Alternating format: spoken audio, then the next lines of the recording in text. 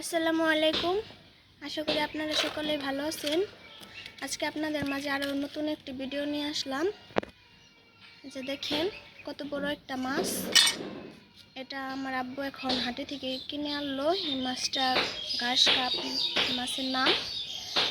মাছটার ওজন কিন্তু 5.5 কেজি আছে। দেখেন ক্যামেরায় কিন্তু অতটা বড় আসতেছে না, কিন্তু আসলে মাছটা অনেক বড়। তো আমার আম্মু এখন মাছটা কেটে নেবে। আগে মাছের আঁশ ছাড়িয়ে নেবে, তারপরে মাছটা কেটে নেবে। এই যে মাছের আঁশ কিন্তু পরিষ্কার করে নিয়েছে ভালোভাবে, এখন কেটে নেবে মাছটা। এই দেখেন মাছটা কিন্তু অনেকটাই বড়। এই যে একটা বলের মধ্যে নিয়েছে, বলে কিন্তু মাছটা আটতেছে না। দেখেন কতটা চওড়া।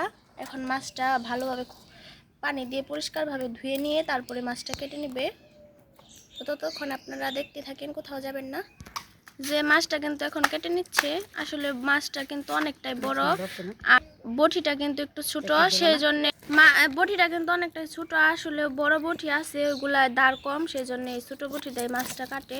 রামুর মাছটা কাটতে কিন্তু অনেকটা অসুবিধা হচ্ছে। তো দেখতে থাকেন। যে অবশেষে মাছটা খণ্ড করেছে, 2 ভাগ কেটে নিয়েছে।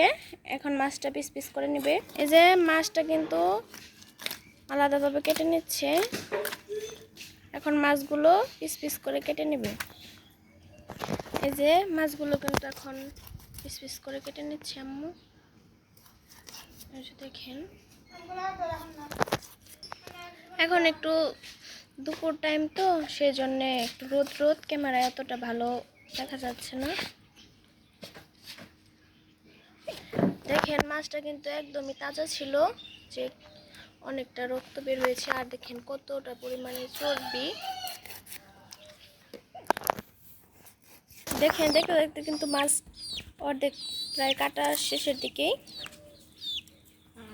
বড় মাছ তো তাই একটু সময় লাগতেছে। আর এই যে এইভাবে কিন্তু পিস করতেছে। আপনারা আপনাদের যেরকম ভালো লাগে ওইরকম পিস করে নেবেন। আর আমার আম্মু তো মাছগুলা বেশি ভুনা করেই খায়, সেই জন্য এরকমভাবে পিস করতেছে। আপনারা চাইলে বাজার থেকেও মাছ কেটে আনতে পারেন। আমাদের বাড়িতে সবসময় বাসায় নিয়ে আসে। দেখেন কতগুলা মাছ হয়েছে। এখন আম্মু মাথাটা কেটে নেবে। এই যে মাছটা কিন্তু এখন একদম শেষ। এখন মাছগুলো ভালোভাবে পরিষ্কার করে ধুয়ে নেবে। তো মাছ ধোয়ার ভিডিও আর করব না, যখন রান্না করবে তখন আবার ভিডিও করব। তখন আপনারা থাকেন। এই যে এই মাছগুলো এখন রান্না হবে। মাছগুলো ভালোভাবে ধুয়ে পরিষ্কার করে নিয়েছে, এখন রান্না বসাবে। যে চুলায় পেঁয়াজ মরিচ দিয়ে দিয়েছে।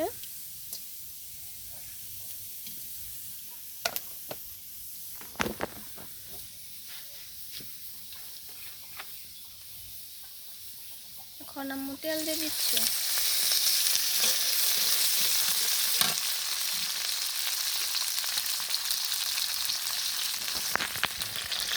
যখন আদা বাটা, রসুন বাটা, জিরা বাটা দিয়ে দিচ্ছে।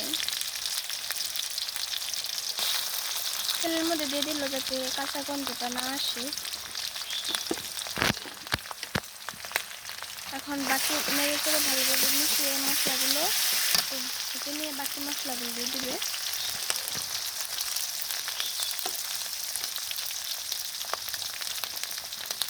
এখন দিয়ে দিল শুকনো মরিচের গুঁড়ো।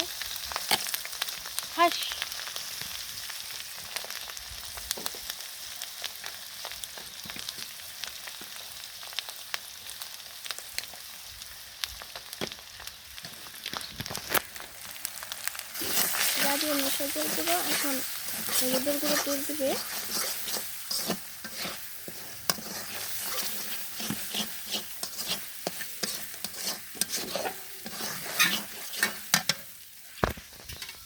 মশলা যাতে পুড়ে না যায় সেজন্য পানি দিয়ে দিচ্ছে মশলাগুলো ভালোভাবে কষানোর জন্য। এই যে এখন কিন্তু লবণও দিয়ে দিয়েছে। এখন ভালোভাবে মশলাগুলো নেড়ে চেড়ে মিশিয়ে ভালোভাবে কষিয়ে নেবে, তারপরে মাছগুলো দিয়ে দিবে।